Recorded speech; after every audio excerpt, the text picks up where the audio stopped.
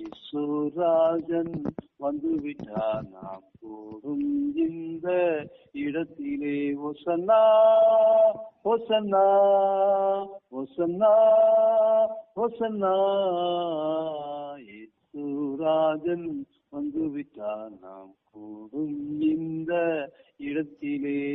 சாத்தானை ஜெயித்த இயேசுதான் நம்மில் உலாவிக் கொண்டு இருக்கிறார். நோய்களும் பேய்களும் சாபங்கள் எல்லாம் பறந்து ஓடிடுதே. நோய்களும் பேய்களும் சாபங்கள் எல்லாம் பறந்து ஓடிடுதே. இயேசுராஜன் வந்துவிட்டார், நாம் கூடும் இந்த இடத்திலே. ஆவியின் வல்லமை நம்மிலே இப்போ அளவில்லாமலே ஊற்றுகிறார். ஆவியின் வல்லமை நம்மிலே இப்போ அளவில்லாமலே ஊற்றுகிறார். அனலாய் நாமும் கொழுந்து விட்டெறிய அக்கினி இறங்கிடுவே. ஆசீர்வதிக்கும் கரங்களே நம் சிரசின் மேலே அமருவே. ஆசீர்வதிக்கும் கரங்களே நம் சிரசின் மேலே அமருவே. நன்மையும் கிருபையும் சுகமும் பலனும் பாய்ந்து வருகின்றதே. நன்மையும் கிருபையும் சுகமும் பலனும் பாய்ந்து வருகின்றதே. இயேசுராஜன் வந்துவிட்டான் இந்த இடத்திலே. ஓசன்னா ஓசன்னா ஓசன்னா ஓசன்னா, இயேசுராஜன் வந்துவிட்டார், நாம் கூடும் இந்த இடத்திலே. இயேசுவே நாங்கள் உம்மை வரவேற்கிறோம் ஆண்டவரே. பிதாவே நாங்கள் உம்மை வரவேற்கிறோம். இயேசுவே நாங்கள் உம்மை வரவேற்கிறோம். பரிசுத்த ஆவியானவரே நாங்கள் உம்மை வரவேற்கிறோம். ஹல்லேலூயா ஹல்லேலூயா. அந்தகார வல்லமை முறியடித்தவரே, ஹல்லேலூயா. ஆவியானவரே எங்கள் நடுவிலே இறங்கி வந்தவரே, ஹல்லேலூயா. ஸ்தோத்திரம் ஆண்டவரே, ஸ்தோத்திரம் ஆண்டவரே. எங்கள் கட்டுகளை அழித்தவரே, ஹல்லேலூயா. ஸ்தோத்திரங்கள் சாபங்களை எடுத்து போட்டவரே எங்களை துதிக்கிறோம். ஆவியின் வல்லமையினால இந்த காலவரை நிரப்புகிறவரே எங்களை துதிக்கிறோம். ஹல்லேலூயா. ஸ்தோத்திரம் ஆண்டவரே. நாங்கள் கர்த்தருக்குள் அனலாய் இருக்கும்படியாய் எங்களை அபிஷேகித்தவரே எங்களை துதிக்கிறோம். ஹல்லேலூயா ராமா நாதா நாமா.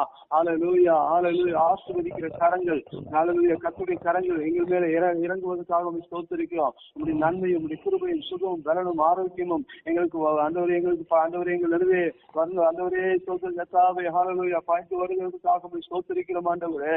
ஹல்லேலூயா. உம்முடைய ஆண்டவரே ஆணிப்பட்ட கரத்தினால ஆண்டவரே ஆணிப்பட்ட தலைவர்களாக ஆண்டவரே தொடுகிறவரே நாங்கள் துதிக்கிறோம் ஆண்டவரே. ஹல்லேலூயா ஹல்லேலூயா. உம்மை ஆராதிக்கிறோம் ஆண்டவரே. நாங்கள் ஆராதிக்க ஆராதிக்க காலவெளியில் ஜெபிக்க ஜெபிக்க தேசத்துல தமிழ்நாட்டுல ஒரு பெரிய எழுப்புதலை உண்டாக்குகிற பரிசுத்த ஆவியானவரை நம்ம துதிக்கிறோம் ஆண்டவரே. ஹல்லேலூயா. ஸ்தோத்திரம் ஆண்டவரே. தேவரே எங்களுக்கு கொடுத்த திட்டங்கள் தரிசனங்களை நிறைவேற்றி கொடுக்கிற பரிசுத்த ஆவியானவரை, மகிமையின் ஆவியானவர், கிருபையின் ஆவியானவர், விண்ணப்பத்தின் ஆவியானவர் துதிக்கிறோம். ஹல்லேலூயா. ஸ்தோத்திரம் ஆண்டவரே. தொடர்ந்து அன்றைய செய்தி கொடுக்கிற தாசனை வல்லமை பயன்படுத்துங்க. ஹல்லேலூயா. ஸ்தோத்திரங்க தாவே அந்த பரிசுத்த ஆவியை நீங்க மறைத்து நீங்க வெளிப்பட வேணுமா ஜெபிக்க, நீங்க பேச வேணுமா ஜெபிக்கிறோம் ஆண்டவரே. இந்த வார்த்தையை கேட்டு நாங்கள் ஆண்டவரே ஹல்லேலூயா உம்முடைய நாமத்தை பயன்படுத்த ஹல்லேலூயா கடைபிடிக்க தக்க உதவி செய்ய. ஹல்லேலூயா. ஜெபத்தில் கலந்து கொண்ட ஒருவரையும் ஆண்டவரே ஆசீர்வதிங்க, பலப்படுத்துங்க.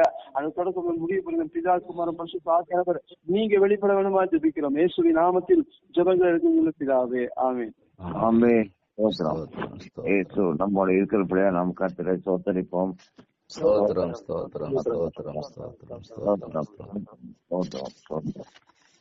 சென்னையிலிருந்து பாஸ்டர் பெஞ்சமின் அவர்கள் தேவ செய்தி கொடுப்பார்கள்.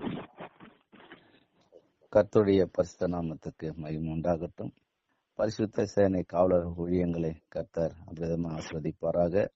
அருமையான தாச ரெவரண்ட் ஐயா அவர்கள், ஜெயராம் ஜெரோம் ஐயா அவர்களையும் உடன் இருக்கிற எல்லா தலைவர்களையும் குடும்பங்களையும் கர்த்தர் ஆசீர்வதிப்பாராக. இதை கேட்கிற உங்களையும் கர்த்தர் ஆசீர்வதித்து நடத்துவாராக. இந்த நாளிலும் தியானத்துக்கு பரிசுத்த ஆவியானவர் நமக்கு கொடுக்கிற வார்த்தை எரேமியா தீர்க்கதரிசன புஸ்தகம் 30 அதிகாரம் 8 வசனம். எரேமியா தீர்க்கதரிசன புஸ்தகம் 30 அதிகாரம் 8 வசனம். அந்நாளில் நான் அவன் நுகத்தை உன் கழுத்தின் மேல் இராதபடிக்கு உடைத்து உன் கட்டுகளை அறுப்பேன் என்று சேனைகளின் கர்த்தர் சொல்லுகிறார். அந்நியர் இனி அவனை அடிமை கொள்வதில்லை. ஆமென். கர்த்தர் இந்த நாளிலே தம்முடைய ஜனங்களுக்கு கொடுக்கிற வார்த்தை, உன் கட்டுகளை அறுப்பேன். பாருங்க, தேவனுடைய பிள்ளைகள் தேவனை விட்டு வழி விலகி போகும்போது அவர்களுக்கு பாடுகள் வருகிறது, நுகங்கள் வருகிறது. இந்த நுகங்கள் தேவன் கொடுப்பதல்ல, தேவனை விட்டு வழி விலகி போகிறனாலே அந்த நுகம் அவர்களுக்கு கழுத்து மேலே வந்து அமர்கிறது. ரெண்டாவது, அது என்ன பண்ணுகிறதுனா லாக் பண்ணி வைத்திருக்கிறாங்களாம். நுகம் என்பது என்ன, அப்படியே பூட்டு போட்டு வச்ச மாதிரி அது எப்போதும் அப்படியே இருக்கும்.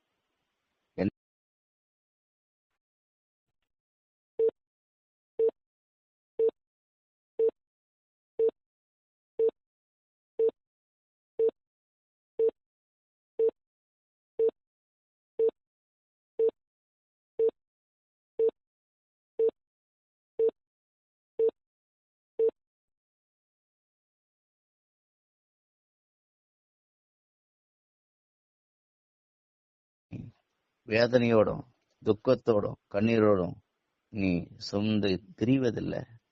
ஏன்னா நான் வந்துட்டேன், எனக்கு கர்த்தர் சொல்லுது.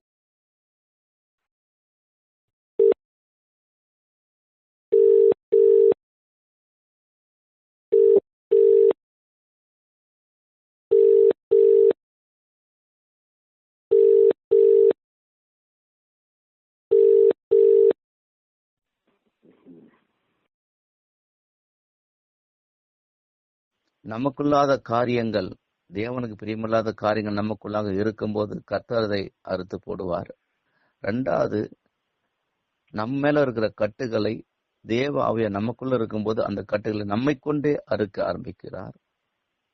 மூன்றாவது காரியத்தை நாம் பார்க்கும்போது இயேசுவே வந்து அந்த கட்டுகளை நீக்கி போடுகிறார். 3 காரியங்களை நாம் தியானிக்க போகிறோம். ஆகவே சில கட்டுகள் நாம் முன்னேறாதபடி சில கட்டுகள் நம்மிடத்தில் உள்ளது. முன்னேறி செல்வர்களுக்கு சில கட்டுகள் உண்டு. ஆவிக்குரிய வாழ்க்கையிலே நாம் நிதானித்து நடக்கும்போது, அறிந்திருக்கும் போது இந்த கட்டுகளை நாம் தவிர்க்கலாம். நம்ம குடும்பத்துல வர, வாழ்க்கையில வர எல்லா கட்டுகளையும் தவிர்க்க நம்மளால் முடியும். ஏனென்றால் இந்த கட்டுகள் வராதபடி எப்படி வாழலாம் என்பதை கர்த்தர் கற்றுக் கொடுத்திருக்கிறார், எழுதி கொடுத்திருக்கிறார். ஆகவே தேவனுடைய பிள்ளைகள் நாம் கர்த்தரை சார்ந்து கொள்ள வேண்டும்.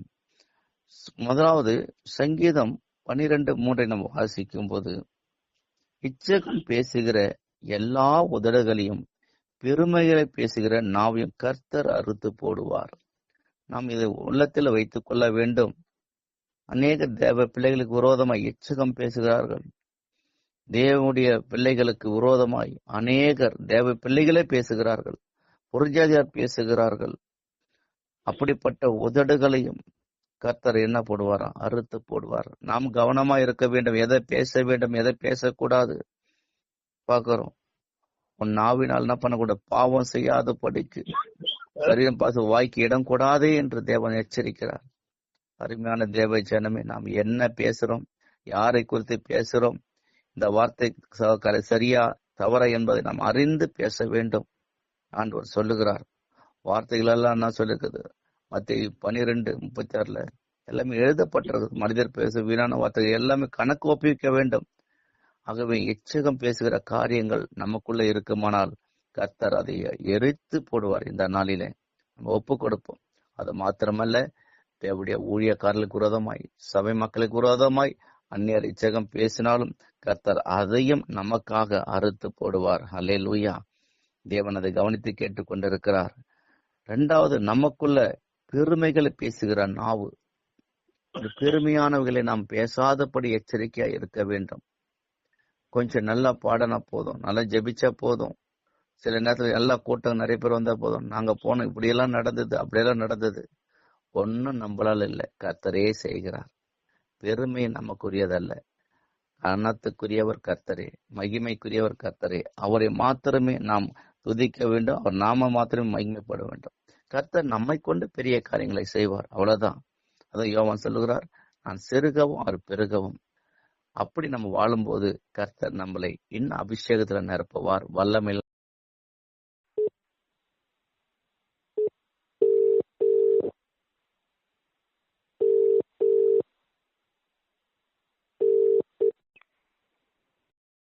நியாயாதிபதிகளின் புஸ்தகம் 16ஆம் அதிகாரம் 9ஆம் வசனத்தை வாசிக்கும் போது, பதிவிருக்கிறவர்கள் அறை வீட்டிலே காத்திருக்கும் போது அவள், சிம்சோனே, பெலிஸ்தர் உன்மேல் வந்து விட்டார்கள் என்றான்.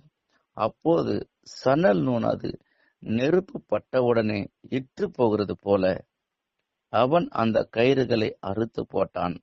அவன் பலம் என்னதினாலே உண்டாயிருக்கிறது என்று அறியப்படவில்லை. ஹல்லேலூயா. தேவ பிள்ளைகளுடைய பலன் யாருக்கும் தெரியாது. தேவ பிள்ளைகளுக்கு கர்த்தர் கொடுத்திருக்க அந்த வல்லமை மற்றவங்களுக்கு புரியாது. ஆனா நடக்கும்போதுதான் தெரியும். அது வரைக்கும் தெரியாது. பாருங்க, பெலிஸ்தர் தேசத்துல அவன் போய் அந்த இடத்துல இருக்கும்போது அவனை பிடிக்க வேண்டும் என்ற ஒரு கூட்டம் அந்த மகள்கிட்ட சொல்லி எப்படியாவது அவனை இணங்க பண்ணி அவனை நாங்கள் அடிமைப்படுத்த வேண்டும், நாங்கள் எவ்வளோ ட்ரை பண்றோம், அவனால ஒண்ணுமே பண்ண முடியல, அந்த மனிதனை எங்களால் ஒன்னும் பண்ண முடியல அப்படின்னு சொல்லி அந்த மகளை வருந்தி கட்டினால அநேக கயிறுகளை போட்டு சிம்சோனை கட்டுகிறார்கள். அநேக புது கயிறுகளை போட்டு கட்டுகிறார்கள். இப்படி பல முறை செய்கிறார்கள். ஆனால் அந்த கயிறுகள் ஒரே ஒரு நிமிஷத்துல நெருப்புப்பட்ட நூல் போல அருந்து போறது காரணம் என்ன? அவனுக்குள்ள இருக்கிற கர்த்தர் வைத்திருக்க வல்லமை, அவனுக்குள்ள இருக்கிற அந்த பேலன். அவன் ஏதோ நடந்து போறான் தான் தெரியும் எல்லா மனிதருக்கும் அந்த உலகத்துக்கு. ஆனா அவனுக்குள்ளாக இருப்பது தேவ பலன், ஒரு அபிஷேகம். அது போலதான் அருமையான தேவ ஜனமே, உங்களுக்குள்ளும் எனக்குள்ளும் தேவன் தம்முடைய வல்லமையை வைத்திருக்கிறார். இதை நம்ம அறிந்து கொள்ள வேண்டும். அந்த வல்லமை நமக்குள்ள வரும்போது சத்துனுடைய கிரியை நாமே அடித்து போட முடியும். யார் என்ன பண்ணட்டும், என்ன சூனிய கட்டு வைக்கட்டும், என்ன மாந்திரிக கிரியை வைக்கட்டும், யார் என்ன பண்ணட்டும், அந்த கட்டுகளை கர்த்தர் நம்மை கொண்டு நிர்மூலமாக்க அந்த கிருபையும் வரங்கள் நம்மை கொடுத்திருக்கிறார். ஆக நம்ம சோர்ந்து போகக்கூடாது. உங்களை சுத்தி எத்தனை கட்டுகள் இருந்தாலும், எத்தனை விதமான போராட்டங்கள் இருந்தாலும், அதிலிருந்து உங்களை தூக்கி விடவும் விடுவிக்கிறவும் கர்த்தரால முடியும். அந்த வல்லமை அபிஷேகத்தில் ஒவ்வொரு தேவ பிள்ளைக்கும் கர்த்தர் கொடுத்திருக்கிறார். ஆனால் நீங்கள் அதை பயன்படுத்த ஆரம்பிக்க வேண்டும். அடிக்கடிக்கு ஓடக்கூடாது. அங்க போடலாம், இங்கே போடலாம். உங்களுக்குள்ள அந்த பலன் இருக்குது, ஆண்டவர் கொடுத்திருக்கிறார். அவரால் தெரிந்து கொள்ளப்பட்ட நீங்கள், அவரால் முன்குறிப்பட்டு இருக்கிற நீங்கள், உங்களுக்கு ஒரு அபிஷேகத்தை கொடுத்திருக்கிறார், வல்லமையை கொடுத்திருக்கிறார். அன்பானவர்களே, அதை நீங்க பயன்படுத்த ஆரம்பிங்க. இந்த நாள்ல பயன்படுத்துங்க. உங்களுக்கு மேல இருக்கிற உங்க குடும்பத்தில் இருக்கிற கட்டுகளை நீங்களே இருக்க கர்த்தர் உங்களுக்குள்ள ஒரு வல்லமையை வச்சிருக்கிறார். சகல பிசாசுகளை துரத்தவும், சகல நோய்களை குணமாக்கும் உங்களுக்கு வல்லமையும் அதிகாரத்தையும் கொடுத்தேன்னு கர்த்தர் லூக்கா 9:1-2 வாசிக்கிறோம். ஆக அந்த வல்லமை நமக்குள்ள கொடுத்திருக்கிறார். ஆகவே நம்ம கலங்க தேவையில்லை. நம்ம பயன்படுத்த ஆரம்பிக்கும் போது தேவன் நம்ம கொண்டு பெரிய காரியங்களை செய்வார். அல்லேலூயா. மூன்றாவதாக ஒரு காரியத்தை இயேசு செய்கிறார். லூக்கா 13ஆம் அதிகாரம் 16 வசனத்தை வாசிக்கிறேன். லூக்கா 13:16. இதோ சாத்தான் 18 வருஷமாய் கட்டியிருந்த ஆபிரகாமின் குமாரத்தியாகிய இவளை ஓய்வு நாளில் இந்த கட்டிலிருந்து அவிழ்த்து விட வேண்டியதில்லையா என்றார். அல்லேலூயா. பாருங்க, அந்த ஒரு அம்மா ஆண்டவர் பாக்குறாரு. இப்படி ஒரு அம்மா வராங்களே, எத்தனை வருஷமா இருக்காங்க? 18 வருஷமா இருக்கிறாங்க. அந்த 18 வருஷம் அந்த சகோதரி எப்படி இருக்கிறாங்கன்னா, அதுலயே 13ஆம் அதிகாரம் 11, 12, 13 வசனம் வாசிக்கிறேன். அப்பொழுது 18 வருஷமாய் பலவீனப்படுத்தும் ஆவியை கொண்ட ஒரு ஸ்திரீ அங்கே இருந்தால், அவள் எவ்வளவும் நிமிரக்கூடாத கூனியா இருந்தால். பாருங்க, எவ்வளவு ஒரு வேதனையான காரியம். 18 வருஷம் அந்த அம்மால நிமிரவே முடியல. அந்த அம்மா எழுந்து வானத்தையே பார்க்க முடியல. 18 வருஷமா எதை பார்த்திருக்காங்கன்னா, பூமியே பார்த்திருக்காங்க. பூமியே பார்த்து பார்த்து பார்த்து பார்த்து நடந்திருக்காங்க. நிமிர முடியல. அப்படிப்பட்ட கூனி. இன்னைக்கு பாருங்க, ஆவிக்குரிய ஜீவியத்திலும் இப்படிப்பட்டவர்கள் இருப்பீர்கள் என்றால், இந்த நாளில கர்த்தர்கிட்ட கேட்கும் போது உங்களை கர்த்தர் விடுதலை கொடுப்பார். இந்த உலகத்திலே நீங்க பார்த்து பார்த்து கீழவே பூமிக்குரியவர்களை நீங்க பார்த்து கொண்டிருப்பீங்களானால் கர்த்தர் உங்களை ஆஸ்வதிக்க முடியாது. ஆனால் நீங்க ஒப்பு கொடுக்கும் போது கர்த்தர் உங்களுடைய பார்வையை மாற்றுவார். உங்களுடைய செயல்பாடுகளை கர்த்தர் மாற்றுவார். வானத்திற்குரியவர்களாய் மாற்றுவார். மேலானவர்களை நோக்கும்படி உங்களை செய்வார். உன்னத காரியங்களை பெற்றுக்கொள்ளும்படி செய்வார். அருமையான தேவச்சனமே, பார்க்கிறோம். 18 வருஷம். நீங்க பார்க்கலாம், நீங்க பிசினஸ் பண்றாங்க, இத்தனை வருஷம் பண்றேன், ஒண்ணுமே நடக்க மாட்டேங்குது. ஏன்? அது யாரு பண்ணிருக்கா? சாத்தான் கட்டி வச்சிருக்கிறான். உங்க பிசினஸ் சாத்தான் கட்டி 18 வருஷமா நான் பிசினஸ் பண்றேன், நடக்கல. ஐயா, அந்த ஊழியத்தை நான் பண்ணிட்டு இருக்கிறேன், என்னால மேற்கொண்டு பண்ண முடியல. இத்தனை வருஷமா நான் ஓடி ஓடி ஓடி ஊழியம் பண்றேன், என் ஊழியம் வளரல, எனக்கு ஆத்துமாக்கள் வரல. ஏன்? அப்ப ஏதோ ஒரு காரியம் இருக்குது, சாத்தான் கட்டி வச்சிருக்கிறான், வேற ஒண்ணும் இல்ல. கலங்காதீங்க, இயேசு வந்துட்டாருன்னா அதை கர்த்தர் மாற்றி போடுவார். இந்த நாளில கர்த்தர் அதை அறுத்து போடுவார். கவலைப்படாதீங்க. சத்துரு எதெல்லாம் கட்டி வைத்திருக்கணும் 18 வருஷமா 18 வருஷமா அந்த அம்மாவில நிமிர்ந்து பார்க்க முடியலங்க. நீங்க கூட வாழ்க்கையில நிமிர்ந்து பார்க்க முடியாத சூழ்நிலை இருக்கலாம். வாழ்க்கை முழுதும் நீங்க தலை குனிஞ்சே போயிருந்திருக்கலாம். ஒரு வருஷம் இல்ல, பல வருஷங்கள் அப்படி நீங்க போயிருக்கலாம். ஆனால் கர்த்தர் இயேசு வந்து விட்டார். உங்களை ஒரே நிமிஷத்துல எல்லாத்தையும் மாற்றி உங்களை உன்னதத்துக்குரிய மாற்றி விடுவார். உங்களை பலபீனப்பட்டிருந்த ஆவியை இயேசு ஓட்டி விடுவார். உங்களுக்கு விரோதமா இருக்கிற எல்லாக்கிறையும் கர்த்தரே அடித்து விடுவார். பாருங்க, அந்த அம்மா பலவீனப்படுத்துற ஆவி, அது ஒரு ஸ்பிரிட். நீங்க கண்டுபிடிக்கணும், ஏன் அது வருது, ஏன் என் ஊழியத்துல வளர்ச்சினா ஒரு ஸ்பிரிட் இருக்குன்னு அர்த்தம். அப்போ உங்க ஊழியத்தை தடுத்துட்டு இருக்குது, உங்க ஆவிக்குரிய ஜீவத்தையே அது தடுத்துட்டு இருக்குது, அது ஒரு ஸ்பிரிட். சில பேருக்கு வியாதி வந்துட்டே இருக்கும், அதை நம்ம கண்டுபிடிக்கணும். ஆண்டவர்கிட்ட சொல்லும் போது கர்த்தரை வந்து சுகமாக்குவார், இந்த நாள்ல சுகமாக்குவார். நீங்க கூப்பிடுங்க, ஆண்டவர் உங்களை தேடி வருவார். ஆண்டவர் நோக்கி கூப்பிடுங்க. ஆண்டவரே, அந்த 18 வருஷமாய் அந்த கூனியா இருந்த அந்த அம்மாவை சுகமாக்குனீங்களப்பா. அந்த ஒரு ஆவியை நீங்க ஓட்டின பிறகு அந்த அம்மா எழுந்த நிமிர்ந்தாங்களன்னு பாக்குறம்மா. என்னைய மட்டும் சொல்லுங்க, கர்த்தர் நிச்சயமா மாற்றுவார். ஏசு அவளை கண்டு தம்மிடத்தில் அடைத்து, ஸ்திரீயே, உன் பலவீனத்தினின்று விடுதலையாக்கப்பட்டாய் என்று சொல்லி அவள் மேல் தமது கைகளை வைத்தார். உடனே அவள் நிமிர்ந்து தேவனை மகிமைப்படுத்தினாள். ஹல்லேலூயா. நெக்ஸ்ட், ஆண்டவர் தேவ பிள்ளைகளை ஆண்டவர் விடுதலை கொடுக்கும் போது, இப்படிப்பட்ட பலவீனப்படுத்துற ஆவிகளை கர்த்தர் துரத்தும் போது, அவளை விட்டு விலக்கி போடும் போது நாம் என்ன செய்ய வேண்டும் என்றால், தேவனை மகிமைப்பட்டவர்களாய் இருக்க வேண்டும், தேவனை துதிக்கிறவர்களாய் இருக்க வேண்டும், தேவனுடைய நாமத்தை பிரஸ்தாபப்படுத்துறவர்களாய் இருக்க வேண்டும். பாருங்க, சில பேருக்கு திருமணமே ஆகாது, எவ்வளோ ட்ரை பண்ணுவாங்க, எங்கெங்கயோ போவாங்க. ஆனா கர்த்தர்கிட்ட வரும்போது கர்த்தர் அதை செய்வார். இந்த நாளில செய்வார். நீங்க எங்கெங்கெல்லாம் போகலாம். ஒரு ஸ்பிரிட், பலவீனப்படுத்துற ஆவி என்று இயேசு சொல்லுகிறார். அது ஒரு ஆவி. நம்ம வியாதின்னு தான் நினைக்கிறீங்க, நமக்குள்ள நிறைய பேர் வியாதி வருது, அது ஒரு ஆவி என்று சொல்லுகிறார். வியாதியை கொண்டு வரவன் சத்துரு, சாத்தான். பாருங்க, அதை கட்டி வச்சிருக்கிறான் நமக்குள்ளாக. இனி நம்ம ஜெபம், ஆண்டவர் எனக்குள்ள இப்படிப்பட்ட வியாதி வரக்கூடாது, எந்த வியாதி வரக்கூடாது, என் மனைவிக்குள்ள, என் பிள்ளைகளுக்குள்ள, என் குடும்பத்துல எந்த ஒரு வியாதி வரக்கூடாது. ஆண்டவரே, உடைய ரத்தத்தினால எங்களை கழுவப்பட்டு இருக்கணும், உடைய ரத்தத்தினால எங்களை சுத்திகரித்து எங்களை நீ பாதுகாத்துன்னு சொல்லும் போது அவர் ரத்த கோட்டைகளை நம்மளை மறைத்து கொள்ளுவார். ஏசப்பா வந்து விட்டார் என்றால் நமக்கு இப்பவே விடுதலை. உங்களுக்கு இதை கேட்கிற உங்களுக்கு இன்றைய விடுதலை. நீங்க ஒப்பு கொடுங்க, கர்த்தர் உங்களை விடுவித்து நடத்துவார். அவர் விடுவித்து மாத்திரமல்ல, உங்களை எல்லார் கண்களும் மென்மையாக்கும் வைப்பார். சாத்தானுடைய கட்டைகளை அறுத்து போடுவார். ஆகவே அருமையானவர்களே, இந்த நாளிலும் கர்த்தரை நோக்கி பாருங்க, கர்த்தரை நோக்கி கூப்பிடுங்க, கர்த்தர்கிட்ட கேளுங்க.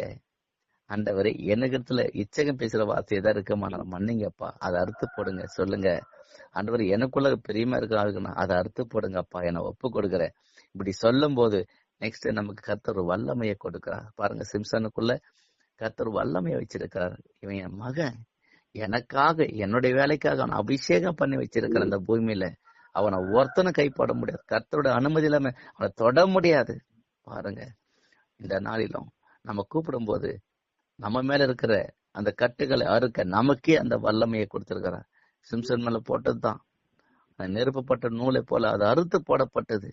அது போல இந்த நாள் உங்களுக்குள்ள சுற்றி இருக்கிற, உங்க குடும்பத்தை சுற்றி இருக்கிற, உங்க ஊழியத்தை சுற்றி இருக்கிற அந்த கட்டுகளை உங்களுடைய ஜெபத்தின் மூலமாய் அதை கர்த்தர் மேற்கொள்ளும்படி ஒரு அபிஷேகத்தை உங்களுக்கு கொடுத்திருக்கிறார். ஆமென். மூன்றாவதாக, இயேசுவே வருவார். இயேசு வந்து பல வருஷங்களாய் பாடுபட்டு கொண்டிருக்கிற உங்களை, ஊழியத்தில வளர்ச்சி இல்லாத, ஊழியத்துல பாடுபட இருக்கிற, நிமிர முடியாம இருக்கிற, சபை இல்லாம இருக்கிற, பிசினஸ் இல்லாம இருக்கிற, குடும்ப வாழ்க்கை இல்லாம இருக்கிற, தம் பிள்ளைகள் திருமணமே நடக்கலையே என்ன பண்ணணும்னு இருக்கிற உங்களை இந்த நாள் இயேசு வந்திருக்கிறார். சத்துரு கட்டி வைத்த இந்த எல்லா கட்டில அறுத்துப்பட வந்திருக்கிறார். உங்களை எல்லா கீழிலும் அறுத்துப்பட வந்திருக்கிறார். ஆகவே நீங்க கவலைப்படாதீங்க. இயேசுனால எல்லாவற்றையும் அறுத்து போட்டு உங்களை மறுபடியும் புதுப்பித்து இந்த பூமியில ஆசீர்வாதமா வைப்பார். எதற்காக என்றால் நீங்கள் தேவனுடைய நாமத்தை மகிமைப்படுத்தவும் அவருடைய நாமத்தை பிரஸ்தாபமுடைய செய்வார். கர்த்தர் தாமே இந்த வார்த்தைகளை நம்மளுக்கு ஆசீர்வாதமாக்கி தருவதற்காக ஸ்தோத்திரம். ஆமேன், ஆமேன். கர்த்தருக்கே மகிமை. ஆமென். ஸ்தோத்திரம். ஸ்தோத்திரம், ஸ்தோத்திரம், ஸ்தோத்திரம். பூனமத்தில் இருக்கிற ஜோதி பாண்டி அவர்கள் ஜெபம் செய்வார்கள். விக்டரை அவர்கள் ஒரு பாடல் பாடுவார்கள்.